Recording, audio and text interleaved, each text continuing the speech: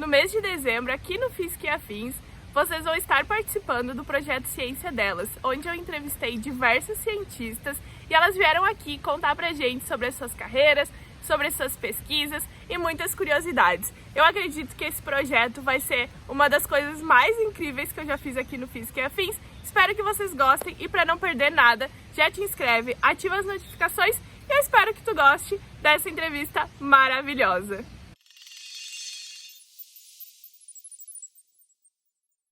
Core, tudo bom com vocês? Eu espero que vocês estejam muito bem. E hoje a gente veio para mais um vídeo aqui do projeto Ciência Delas. Espero que vocês estejam gostando. E hoje eu trouxe aqui uma das convidadas mais pedidas do canal, que é a Juju, a Matemaníaca, né? E aí eu tava contando para ela que vocês pediram muito. E em vários vídeos meus, o pessoal comenta assim, faz colaboração com a Matemaníaca, faz colaboração. Então ela está aqui, muito obrigada por Ai, aceitar meu Deus. aparecer aqui e afins e conversar sobre matemática. Eu Então, estou muito feliz em estar aqui. Obrigada. Obrigada a todo mundo que pediu também por proporcionar esse encontro maravilhoso, porque eu também já estava assim, ó, de olho na Bibi. sim, muito obrigada. Olha, gente, sério mesmo. Se vocês não conhecem ela, assistam a entrevista e depois vocês vão lá no canal dela e vão conhecer o trabalho dela, que é muito legal. Então, para quem não te conhece, conta pro pessoal quem tu é, onde vive, o que come, o que faz. Uhum. Bom, eu sou Julia Jacoude, eu sou formada em licenciatura em matemática aqui pela Universidade de São Paulo, pela USP. E, bom, na internet as pessoas me conhecem como a Matemaníaca, porque acabou que eu tenho um canal de divulgação matemática aqui no YouTube. Então a ideia é meio que a Bibi, assim, ela não dá aulas de física, né? Ela explora a física de uma maneira um pouco mais curiosa, enfim, ela tem esse papel de popularizar a física, assim como eu tenho esse papel de popularizar a matemática. Bom, então é isso. Eu, por muito tempo na minha vida, achei que eu fosse fazer engenharia, porque as pessoas me levaram a acreditar nisso, né?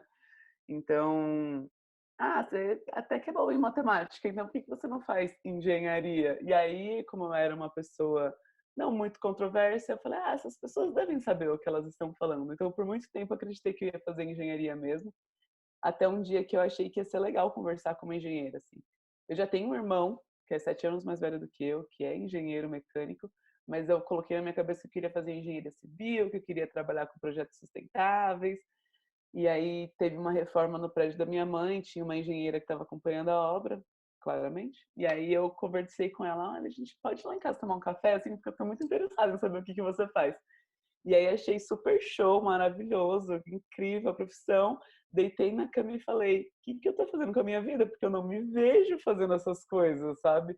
Eu sou uma pessoa que tem muito medo de parede branca, de ficar na frente do computador sozinha. Sou muito social, assim, mais do que o normal. Gosto muito de conversar. E aí eu comecei a perceber que aquilo não fazia sentido para as coisas que eu esperava da vida, sabe? E aí foi o primeiro momento que eu comecei a pensar por mim mesma o que que eu gostaria de fazer. E aí que eu percebi que do que eu gostava da engenharia era realmente a matemática e que eu gostava muito de falar de matemática especificamente. E eu tinha momentos, né, pré-prova, que eu ajudava muito os meus amigos na escola. E aí que eu falei, pô, por que que eu não posso continuar fazendo isso, sabe? Porque meu professor fica falando lá horas, meus amigos ficam aquele super ponto de interrogação, aí eu colo, falo um negocinho, e aí essa pessoa tem um encontro positivo com a matemática, ela se permite se interessar por esse assunto, então vou seguir nessa carreira. Então foi aí que eu entrei na USP para fazer licenciatura. Me formei recentemente, estou ficando velha. Na verdade, eu me formei há 1 ano e meio. E no meio desse caminho todo, eu que achava que ia dar aula para fundamental e tal, numa escola tradicional, hoje eu dou aula para crianças de 5 a 12 anos, num curso extracurricular de matemática. E um pouco disso foi assim, eu queria trabalhar com a base, porque às vezes a gente chega no ensino médio, na faculdade, as pessoas já estão com um super bloqueio, né? Então eu falei, então eu vou antes, eu quero conversar com essas crianças antes delas se bloquearem para, enfim, então um encontro legal de permitir gostar de matemática mesmo. E aí eu falava, não, quero dar aula para ensino fundamental, quero dar aula para ensino fundamental, hoje estou dando para o Fundamental 1. E é um curso extracurricular com uma proposta bem parecida do que eu acredito da educação, de trabalhar com problemas para elas são em aberto e mediar ali trabalho em grupo, enfim, bem interessante o projeto. E nesse meio tempo para cá, agora eu vou, 2020, a meta é voltar a estudar. E foi um pouco de entender onde que eu queria estar dentro da academia, porque uma certeza que eu nunca ia parar de estudar. Gosto muito desse rolê. Mas eu queria entender onde ia ser meu lugar dentro da academia, porque minhas pesquisas, né, durante a graduação foram todas voltadas para a educação matemática. Mas na minha última pesquisa eu falei, tá, eu gosto muito disso, mas eu acho que eu não quero academicamente contribuir para a educação. Isso foi muito contraintuitivo, porque eu amo dar aula, eu sempre quis dar aula e dou aula, mas eu não me via no processo de pesquisar e escrever coisas sobre educação matemática mais. Por um tempo achei que fosse pesquisar em educação científica, divulgação científica, mas agora eu estou no processo de entrar no mestrado acadêmico mesmo de matemática. E é isso, essa sou eu. E como tu acha que tu acha da licenciatura? Tu acha que ela te ajudou ou não a dar aula? Falando da experiência de onde eu estudei, eu fiz muita coisa de matemática e algumas coisas de educação. Então, a minha formação foi muito teórica. Basicamente, na matemática, a gente fazia os 4 cálculos, enquanto o bacharelado fazia o cálculo 5, a gente ia lá e fazia uma matéria de, por exemplo, didática. A gente fazia até álgebra 2, e aí um matemático puro ia ter mais uma álgebra lá específica, e aí a gente fazia políticas organizacionais. Enfim, a gente sempre tinha muita matemática, e aí quando chegava para ser algo muito mais específico, a gente fazia uma matéria de educação. Mas essas matérias, elas eram matérias muito teóricas mesmo. A gente lia muito, discutia algumas coisas, ia para um estágio, e algumas disciplinas tinham um estágio atrelado ao que a gente realmente estava aprendendo ali. Mas eu não saí da licenciatura achando que eu podia dominar uma sala de 40 alunos, entendeu? Mas eu acho que isso é uma construção mesmo, um processo. Acho que todo mundo que eu conversei tem um pouco dessa sensação de que terminou a graduação e não estava pronto para enfrentar uma turma muito grande.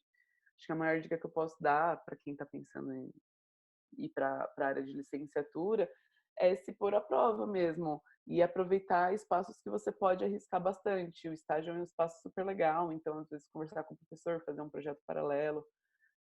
Tinha muitos amigos meus que davam aulas em cursinhos populares também, pelo menos lá na USP, cada instituto basicamente tem um cursinho popular e sempre precisa de professor, que é uma experiência super enriquecedora também.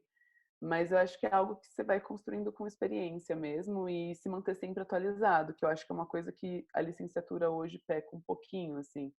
Eu acho que a formação do professor hoje ela ainda é muito focada numa sala de aula passiva, que olha o aluno como um aluno que como se fosse um balde vazio, que não tem nenhum conhecimento e o professor vai chegar lá e tal, tal, tal. Eu tenho um pouco dessa perspectiva, dessa percepção de que o professor é formado ainda para esse tipo de sala de aula. Né? Pouco se fala sobre o aluno que tem a informação na ponta do dedo e que você pode usufruir desses recursos mesmo, né, de explorar um aluno que é mais ativo na busca do conhecimento e um professor que vai simplesmente ajudar ele a como pesquisar e como chegar nas informações confiáveis ou como ser crítico para poder ver se aquela informação é show ou não. E a gente vê que isso realmente está faltando hoje, né? As pessoas acreditam em qualquer mensagem no Zap Zap. Qualquer coisa. Eu fiz Qualquer coisa. licenciatura também e para mim foi um pouco difícil quando eu fui dar aula, justamente faltou um pouco essa parte de também a professor, ele tem que ter muita empatia, né? Tem que entender muito o aluno para entender as necessidades do aluno. E eu sinto um pouco que, pelo menos na minha licenciatura, muitas coisas eram escritas por quem nunca botou o pé na sala de aula. É, sim, hoje se eu puder dar uma referência para quem está querendo seguir pelo menos a licenciatura em matemática, mas acredito que essa é uma leitura que seja interessante para as outras disciplinas também. Tem uma pesquisadora chamada Jo Boaler. Eu vejo ela assim como uma pessoa que conseguiu reunir uma porção de coisas interessantes sobre educação E o diferencial dela é que ela vai para a sala de aula, ela tá em contato direto com o professor, ela recebe grupo de alunos, entendeu? Ela realmente aplica aquilo que ela reuniu, assim, que ela coletou. Então, se eu pudesse deixar uma referência, assim, de algo mais que eu vejo como algo que conversa mais com a sala de aula que a gente procura hoje, seria a Jo Bower, assim. Ela tem um projeto chamado YouCubed e ela posta vários artigos, coisas por lá, experiências, e tive o prazer de conhecer ela recentemente e, meu, eu sinto que ela é o passo para a revolução dentro da sala de aula, assim. Eu quero aproveitar que tu falou que dá aula para crianças de 5 a 12, né? E Isso. assim, eu li algumas pesquisas, eu não vou me lembrar a referência agora, mas eu vou deixar na descrição, porque eu gosto de deixar a referência. Que as Uhum. meninas, quando elas chegam numa idade de mais ou menos 6, 7 anos, elas acabam perdendo o interesse pela matemática e pelas ciências. Eu quero saber, na tua experiência, como tu vê isso com as crianças? Existe uma diferença que tu nota entre os meninos e as meninas? Tu acha que ao longo como tu dá aula entre 5 e 12, tu acha que as meninas mais velhas, elas têm menos interesse ou não? Vamos lá, eu já tive vários tipos de experiência. Acho que é interessante dizer que a escola que eu dou aula é uma escola recente. Então, muitas das meninas mais velhas, próximas dos 12 anos, elas já estão com a gente há um tempo, né? Então, muito provavelmente a gente já plantou uma sementinha ali de que tá tudo bem, de que elas são capazes e coisas do tipo.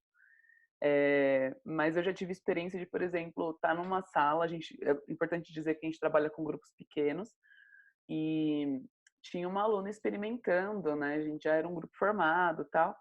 Era uma turma de 6, 7 anos, assim. Essa aluna chegou para experimentar e ela olhou aquela turma só de meninas. E aí chegou um momento da aula que ela olhou para mim e falou assim: "Pro, por que só tem menina nessa sala?" Aí eu falei: "Olha, não tinha reparado, assim, né? A gente estava ali e tal, se divertindo." Aí ela Falei: "Eu não tinha reparado, essa escola aqui não é uma escola só para meninas, mas eu estou muito feliz porque a gente está aqui aprendendo uma com a outra, e está trocando, e está sendo incrível." Ela olhou para mim e falou: "Eu sei que não é verdade o que você está me dizendo, porque as meninas não são boas em matemática e a gente precisa de reforço." Essa criança tem 6 anos. E ela não só internalizou, como ela já verbaliza esse tipo de discurso. Então, assim, a gente está errando alguma coisa muito forte aí, tem alguma coisa muito errada que a gente está construindo socialmente, entendeu? De dentro de casa, com amigos, dentro da escola, os ambientes que essa criança passa, está reforçando de que ela realmente não é capaz. Ou de não só ela, mas como a classe meninas não é capaz de fazer matemática, sabe? Então, assim, reflete. A gente pega as meninas nesse sentido.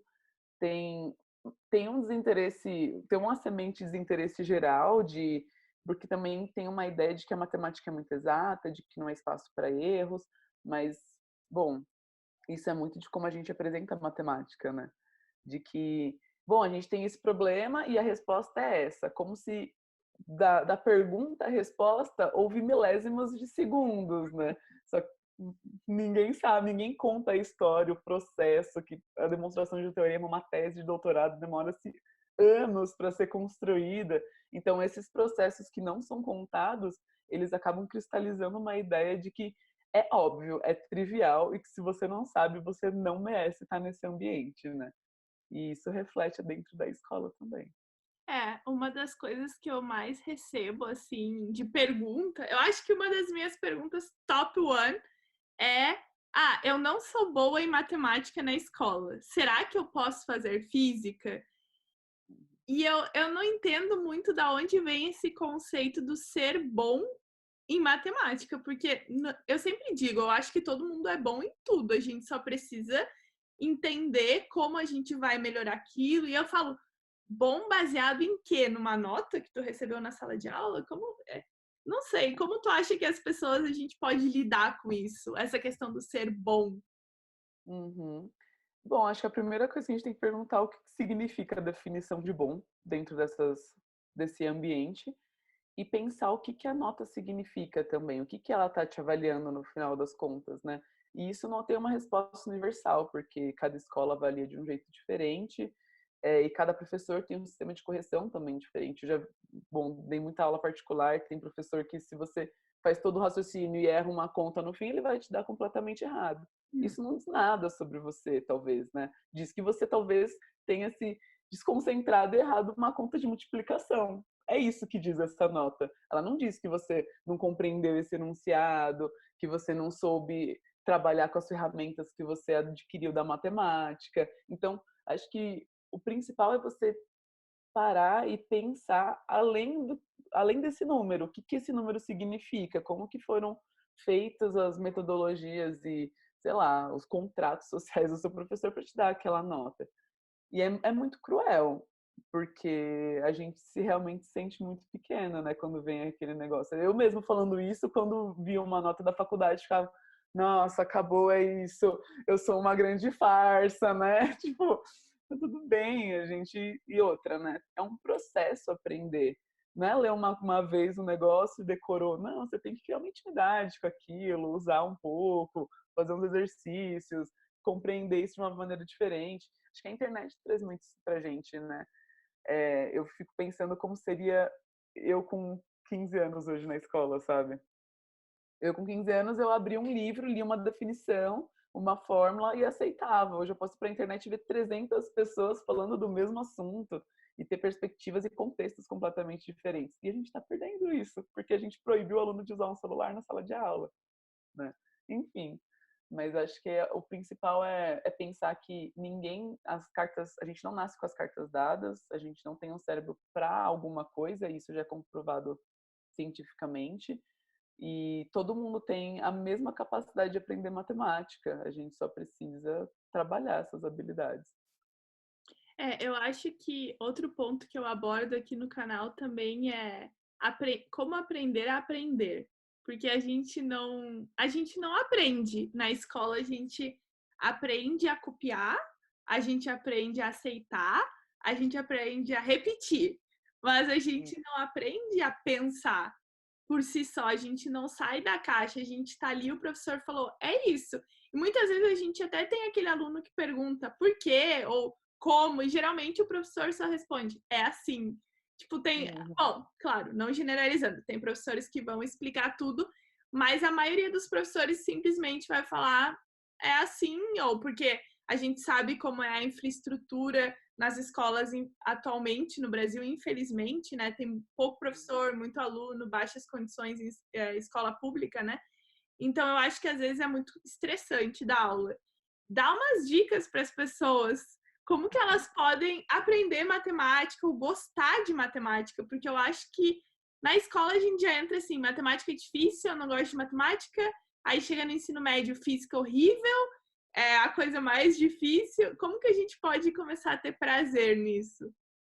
Tá, eu acho que uma analogia é, por exemplo, imagina que você está jogando um joguinho, sei lá, Tetris, qualquer coisa, ou Angry Birds, não sei, um joguinho. Se você vai lá e não consegue passar de uma fase, você fala, ah, não nasci para isso, desiste, vai embora.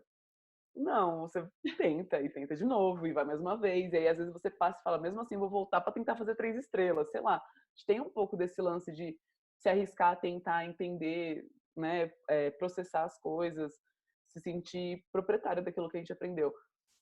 E aí, quando a gente vai para. Eu vou falar sempre da matemática, gente, que é ao meu lado, mas assim, levem isso para a vida de vocês.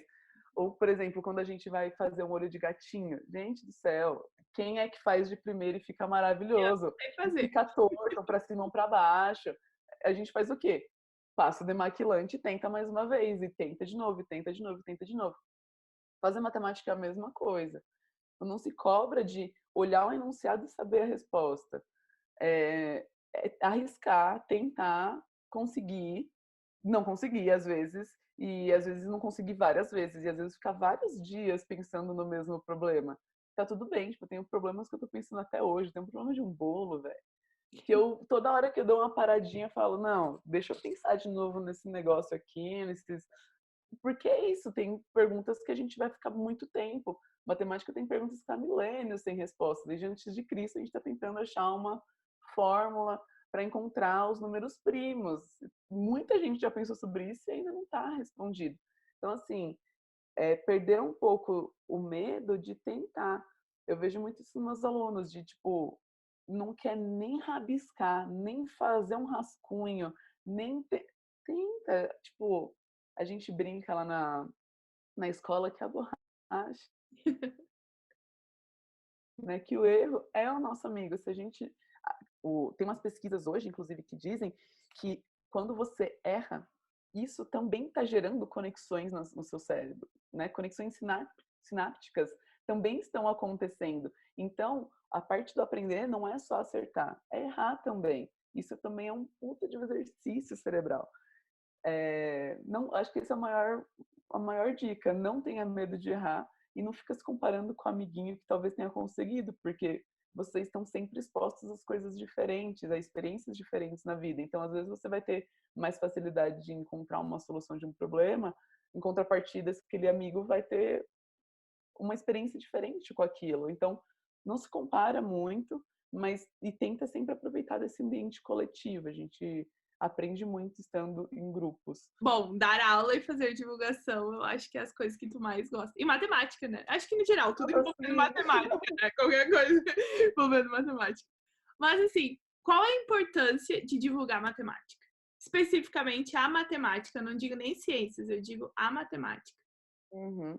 Eu acho que tem várias faces, né, da divulgação matemática. Talvez uma primeira delas é contar para as pessoas que a matemática não está pronta. Porque a gente cria um pouco dessa ideia de que por que existe pesquisador de matemática, sendo que as respostas já estão aí. Tipo assim, não, tem muita coisa que não foi desenvolvida, né? A ideia de que a matemática é fazer contas. Tem muita gente que fala, então os números, nossa, isso é muito íntima deles. Aí eu fico tipo, não sei, eu acho que sou mais íntima das letras do que dos números, né? Enfim, acho que tem uma importância da divulgação matemática para as pessoas entenderem o que o matemático faz. A gente não fica com uma calculadora lá, tipo, fazendo umas contas e descobrindo se 2 mais 2 realmente é 4, sabe? Essas coisas. Né? Então, acho que tem uma preocupação social de contar o que a gente está fazendo. E eu levanto essa bandeira por várias vezes, dizendo que a matemática é inútil, né? Num sentido filosófico, de que a utilidade da matemática está nela mesma. Quando o matemático está tentando resolver esses novos problemas que ainda estão sem soluções e tudo mais, esse matemático ele não está preocupado, não está assim. 90% das vezes, um matemático puro, ele não está preocupado se alguém vai olhar aquilo que ele construiu e vai encontrar uma utilidade prática no dia a dia. Então, ele só tem uma boa pergunta e isso basta para ele investir o tempo dele investigando uma resposta. Mas, Ju, então por que ainda é importante a pesquisa em matemática, né? Por que se é inútil, se o valor dela está nela mesma e talvez essa pergunta só interessa a esse pesquisador e um grupo de mais 10 no mundo em cima dessa pergunta, por que então ter pesquisa de matemática? Aí eu gosto muito de fazer uma analogia, por exemplo, com números primos. A gente fala sobre números primos desde Euclides, assim, pelo menos. Porque se você pegar os elementos, ele já tem uma definição de números primos como número como medida, por exemplo. Então ele vai dizer que o número 1 é essa unidade, o número 2 são 2 desse, o 3 são 3 desse, ele vai fazer uma definição de número primo sobre a quantidade de vezes que um número cabe dentro do outro. E aí eles só tinham, naquele momento eles só tinham uma boa pergunta, né? E ele faz uma definição para isso e abre novas perguntas. Será que existem quantos números primos? Bom, hoje a gente já sabe a resposta de que existem infinitos. Mas será que a gente consegue criar uma fórmula para descrever os primos? Até hoje a gente ainda não conseguiu encontrar. Mas quando a gente pensa que 2.000 anos se passaram e hoje a gente usa números primos para fazer criptografia, Euclides não tava, nem sabia o que era um computador, entendeu? Ele não estava nem aí para a segurança de dados. Mas a partir do momento que esse conhecimento existe, isso abre possibilidade para que qualquer pessoa consiga usar esse conhecimento. Então, é um pouco abrir mão do porquê e sim perguntar por que não. Tipo, se existe isso, por que não me interessar por esse assunto?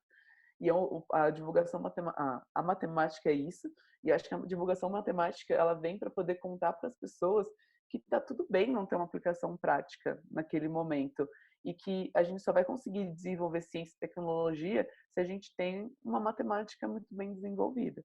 Eu vou até complementar o que tu falou em relação à física, né? Eu sou física teórica e quando eu tô fazendo alguns dos meus trabalhos, eu não tô realmente preocupada em saber se quem for ler o meu paper vai pegar aquilo ali e vai aplicar em alguma coisa. Só que Uhum, tudo que a gente está estudando na física tem uma contribuição num todo, no universo. A gente quer descobrir, assim, o mais interessante para os físicos é descobrir, sei lá, a composição do universo, da onde ele veio, o que vai acontecer com ele, por que tem mais matéria ou mais antimatéria, a gente quer saber tudo isso. E aí eu dou a minha pequena contribuição no todo. E aí a gente tem a ciência de base, que vai servir para que depois ela evolua e tem aplicação, porque é como tu falou, os números primos ou outras coisas. Por exemplo, quando a gente estava, sei lá, Marie Curie estava lá descobrindo a radioatividade, ela nem imaginava que ia existir equipamentos eletrônicos e que iriam fazer tipo, tomografias, tratamento de câncer, várias coisas com base nas descobertas dela. Então eu acho que isso é a beleza, é todo mundo ir contribuindo no tijolinho, né, da parede do saber, sei lá, vai botando um tijolinho, um pedacinho assim, e a gente vai chegando no todo, porque essa é a graça. Muita gente fala, ai, pra que tá gastando dinheiro com isso? Mas caramba, a pessoa não sabe que o remédio que ela toma, que o hospital que ela vai, que o computador que ela usa, tudo isso tem ciência de base. No começo, a gente estudou e pensou, isso talvez não sirva para nada. E aí o negócio vai evoluindo e quando vê tem várias aplicações, porque é o que eu E é falo. isso, às vezes aquela pergunta específica realmente não vai ser usada, mas naquele presente momento, né? Mas ela pode desencadear novas perguntas, né, que cause uma revolução na ciência e na tecnologia. Então a gente precisa da ciência de base para garantir que a gente vai conseguir continuar evoluindo, né? E muitas pessoas vão ver, e o teu trabalho vai servir para outras pessoas. A resposta que tu encontrou aqui, talvez uma pessoa lá do outro lado do mundo tá fazendo um trabalho, ela vai olhar e vai falar: nossa, essa pessoa calculou isso. Se eu pegar o resultado dela e colocar aqui, porque assim, a ciência ela é coletiva. Então, as ideias que eu tenho, talvez tu pegue as minhas ideias e transforme com a tua visão, transforme para outra coisa completamente diferente. E aí Nossa, é isso é bonito, né? muito real. E não só dentro da sua área específica, mas em áreas diferentes, né? Muito louco como tá tudo meio que ligado, assim. Eu tava fazendo um roteiro sobre caos, né? Porque eu tenho um colega que, bom, ele estuda isso no pós-doc dele. E aí eu tava conversando com um amigo de química. E aí eu falei, meu, achei muito louco, aprendi. Aí eu compartilhei com ele o que eu tava escrevendo no roteiro, e ele, nossa, isso na química é o conceito de entropia. Eu falei, tipo assim, tudo se junta e fica tudo muito legal, muito rápido. E é isso, né? Você divulgar os resultados. E eu cada vez mais fico pensando por que a gente não divulga também os não resultados, sabe? Você já construiu um caminho de pedra aqui, você sabe que não funciona. E aí e se esquece, ninguém fala sobre esse trampo que você teve e que não foi em vão, né? Mas acaba ficando perdido esses registros do que não deu certo também. Muita gente não fala. O meu orientador de mestrado, quando eu fiz, um dia aconteceu bem isso. Eu cheguei numa coisa assim, e eu tava super chateada. Ele falou, mas não fica chateada, porque a coisa dar errado é um resultado. Tu tá vendo que não deu certo daquele jeito, então é outro jeito. E o meu supervisor de pós-doc agora, outro dia aconteceu a mesma coisa. Eu falei pra ele, nossa, não achei o que eu queria. Ele falou, qual é a graça de achar o que tu quer? Tu tem que achar o que tu não quer, porque aonde tu não quer, o que tu não quer é que tem uma nova coisa. Ele falou, se tudo que a gente encontrar é o que a gente previu, que graça tem? Aí eu falei, é verdade, vamos encontrar o que a gente não quer. Aí ele falou, claro, porque quando tu encontra o que tu não quer, a gente tem que entender por que a gente encontrou aquilo e pesquisar aquilo ali. Aí eu fiquei, tem muito sentido. É isso, é isso. É, Que é como o tu lance falou, é. tá disposto para errar, de estar, né, atento aos sinais dessas coisas todas, né? E Uhum. muita gente pensa bem isso, né? Que a gente só tem que achar o certo, que a gente só tem que achar o que funcionou, mas as pessoas não veem que a nova física vem do que não deu certo. Tem ali um pico de uma energia que ninguém esperava, um comportamento estranho, aquele que chama comportamento anômalo de alguma coisa, e tu vai investigar por que que aquilo ali. Ah, eu adoro ciência. A gente vai ficar aqui Ai, então, se deixar, a gente fica aqui uma rave da conversa, porque não acaba. 3 dias depois. Nossa. Bom, olha, Esse pra, livro, essa busca aqui, né? traz, traz um galão d'água, a gente fica aqui tomando água e conversando. Mas assim, para quem não conhece o teu canal, eu acredito que todo mundo que vai assistir esse vídeo conhece o teu canal, mas Eu espero que vocês que não conheçam venham, pode vir. isso, quem não conhece o canal dela, mas quem conhece assiste também. Conta para as pessoas o que tu faz lá no teu canal e chama as pessoas para irem lá dar uma olhadinha e Tá se bom. inscrever. Então, era muito engraçado, porque eu tô há bastante tempo fazendo esse lance de divulgação no YouTube, né? Vários processos já aconteceram. Mas no início eu não conhecia muito não, eu não conhecia o termo divulgação científica. Eu falava que eu dava uma aula diferente de matemática, porque eu nunca quis dar aula, eu queria falar das coisas inúteis mesmo, entendeu? Queria falar do que as pessoas, desse conteúdo que não existia na internet, né? Pelo menos brasileiro, né? Restringindo aí a língua e tal. E aí eu brincava que eu era o PC Siqueira da matemática, porque também eu não conhecia muito o YouTube, então a referência que eu tinha é que tinha o PC, que falavam, ligava a câmera, batia um papo sem que ele tava aprendendo um negócio ali, né? E aí eu brincava que eu era o PC da matemática, então eu ligo a câmera e eu bato um papo e sem querer a gente está aprendendo uma coisa nova. Eu gosto muito de tratar sobre assuntos, eu falo, eu até já ouvi dizer que o que eu faço não é divulgação, é popularização, porque eu não falo muito sobre. Falo também. Ai, meu Deus, eu tô confusa agora, porque eu falo de tanta coisa. Tá, mas vamos lá. Eu Divulga costumo e pegar, populariza a matemática. populariza a matemática, porque tem dois tipos de conteúdo, assim, vamos dizer. O da divulgação seria coisas que estão sendo pesquisadas agora, nesse exato momento, e que eu estaria falando e explorando mais sobre elas, mas os assuntos que eu costumo dizer, por exemplo, eu pego o Teorema de Pitágoras e dou uma releitura para ele, um porquê que ele funciona, de onde que veio, história e tal, tal, tal. Então agora a gente está partindo mais pro, como eu estou voltando a estudar, o formato está meio que se reestabelecendo no canal.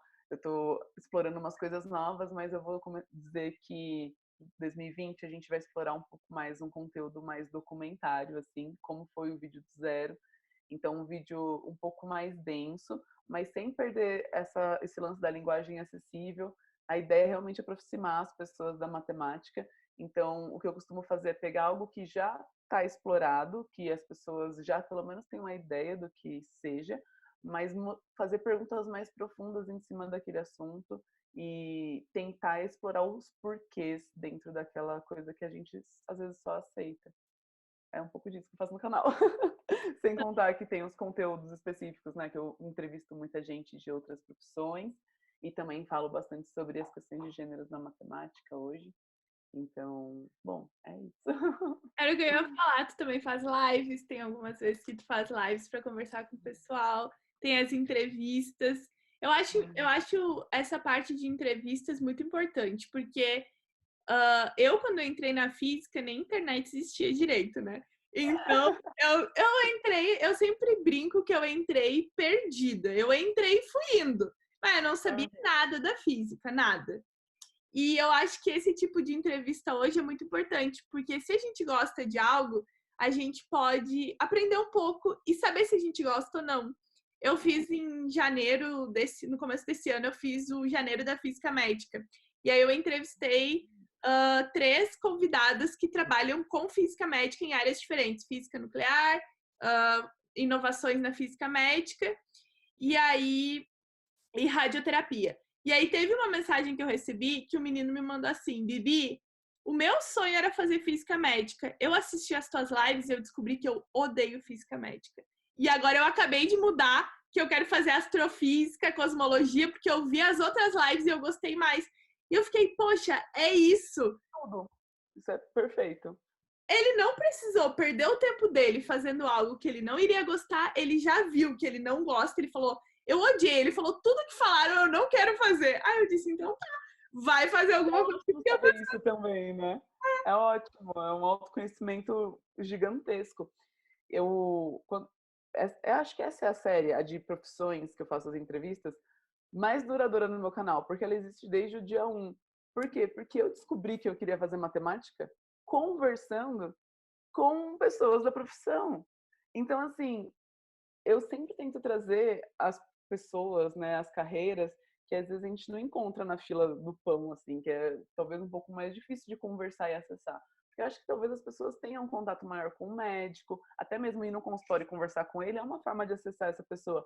Mas onde estão os matemáticos? Onde estão os físicos, né? Onde estão, tem no canal diretor de fotografia, dublagem, tem várias áreas que é tipo, pô, vamos trazer essa pessoa para contar que também fazer geografia não é só na aula. Essa pessoa pode trabalhar dentro do, sei lá, IBGE, que fazer história não é só da aula, que fazer história você pode trabalhar dentro da Coca-Cola fazendo o histórico de produtos da Coca, entendeu? Tem várias coisas muito interessantes que são um pouco exploradas e é um pouco disso. É um retorno que eu posso dar pro mundão de uma experiência que foi muito positiva para mim, que eu só descobri que eu não queria fazer engenharia conversando com uma engenheira. E às vezes não é todo mundo que tem a oportunidade de conhecer as pessoas. Então, eu acho que isso... Bom, gente, vão lá no canal dela. Vocês assistam. Uma conversa aqui poderia durar horas, mas nós não podemos falar por horas. Mas a gente pode vir mais vezes. Bibi, vamos lá no meu canal também. Sim, a gente pode sim conversar mais vezes. Ela também, quem sabe, quando eu voltar às minhas lives, ano que vem, quem sabe ela participe de uma live. Não sabemos. Se ela aceitar, escrevam aí nos comentários. Eu não vou falar sobre o meu mestrado. Eu tô muito ansiosa para isso, gente. Sim. As lives o pessoal faz muita pergunta, então tem que vir. Porque o pessoal, acho que eles já fazem uma lista de perguntas e eles largam tudo na live. Tem gente que já tá falando ansioso pelas lives. Eu nem sei quando vai voltar, mas o pessoal já... Então... Muito obrigado, muito obrigado por aceitar falar comigo. Gente, ela é maravilhosa, ela é super legal, fora das câmeras, nas câmeras, sério mesmo. Então, eu vou deixar registrado publicamente. Super fã aqui, muito obrigada. Espero que vocês tenham... Espero que vocês tenham gostado da conversa, gente. Vão lá no canal dela, eu vou deixar todos os links, Twitter, Instagram, YouTube, tudo aqui na descrição. Acessem lá, deixem seus comentários, dá o like, te inscreve no canal, ativa as notificações e continue assistindo mais vídeos do Projeto Ciência Delas, porque eu acho que eles vão somar uns 25 vídeos. Então, então assistam todos e até a próxima. Tchau! Tchau! Vocês acabaram de assistir uma entrevista incrível do Projeto Ciência Delas aqui no YouTube, Física e Afins, criado por mim, Gabriela Bailas. Espero que vocês tenham aproveitado muito a entrevista, vocês tenham aprendido muito. Não esquece de deixar o teu like, comentar, compartilhar, ative as notificações, vai no canal das minhas convidadas também se inscrever e até a próxima. Não perde nada. Ativa as notificações, te inscreve, manda já nos grupos de WhatsApp. E é isso, até a próxima. Tchau!